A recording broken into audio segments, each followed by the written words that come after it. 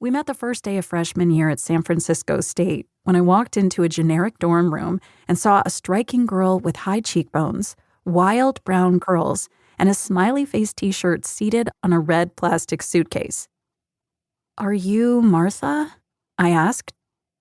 "I've changed it to Mars. What should we change your name to?" "It's just Constance.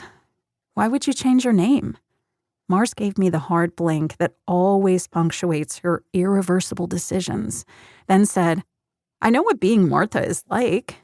A mom who's on her fourth husband and weekends working at the bowling alley spraying disinfectant in smelly shoes. I have no idea what life as Mars will be, but I plan to make it epic."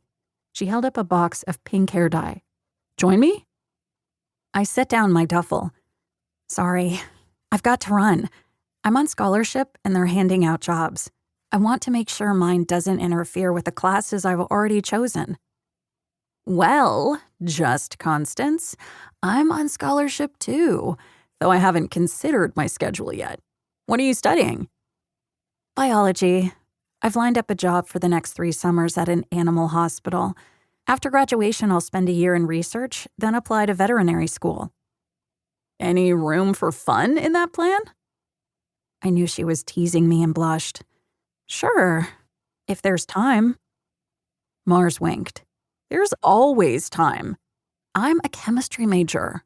You're looking at a future plastic surgeon, but my plan is to balance studying with tons of good times. You only live once." That night, I let her dye one lock of my dark blonde hair bright pink while I organized our small closet, but kept my name. We became best friends despite her kicking me out to sleep in the lounge a few times a month so she could have privacy with a momentary crush. I'd never had a close friend before, mostly kept on the periphery of the cliques in high school for fear of being judged, and Mars's steadfast loyalty was a revelation that resulted in a deep trust between us. In the end, we both ditched our professional dreams to play the hand we were dealt, but remained best friends despite the fact that she's a firefly everyone wants to catch so they can bask in her light, and I'm more of your everyday moth. Mars, her hair now a shade of purple that complements her light gray eyes, leads me inside the yoga studio, a spare space with white walls and a gleaming wood floor dotted with red yoga mats. Despite the yoga part, a trill of excitement rolls through me. Mars has always pushed me out of my comfort zone, and if my best friend wants my company, I'll do pretty much anything for her, even if I'm not suited for it. Like the time Mars made me sign up for hip-hop class for the physical exercise credits we needed freshman year of college. I couldn't find a beat if it hit me over the head and was mortified for an entire semester, but also had never laughed harder. 5 minutes later, 26 barefoot women stand in a line on the wooden floor facing 26 men, while our guide, a lady with long gray hair in a crimson and gold maxi dress, walks between the rows and explains how yoga speed dating works. "Hello, my name is Sarah, and I'm here to help all of you open yourselves up to new experiences and connections. You're here because swiping based on first impressions and meaningless hookups has left you empty, yearning for deeper bonds." I glance at Mars and she wrinkles her nose. "We'll start with a yoga warm-up.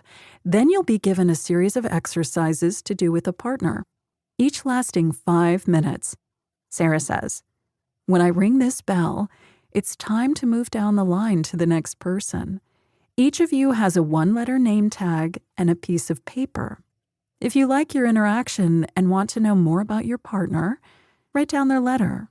I'll compile your lists at the end of the night, and if there are any matches, you'll be connected via email." Sarah holds up her hands in a prayer pose.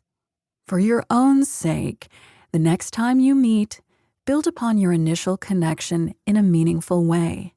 Open up your soul and share your life force, your heart energy. Make something beautiful together." I whisper to Mars, "My heart energy wants to run for the door." Sarah stops in front of me. "Tonight, you're being asked to shed the skin that..."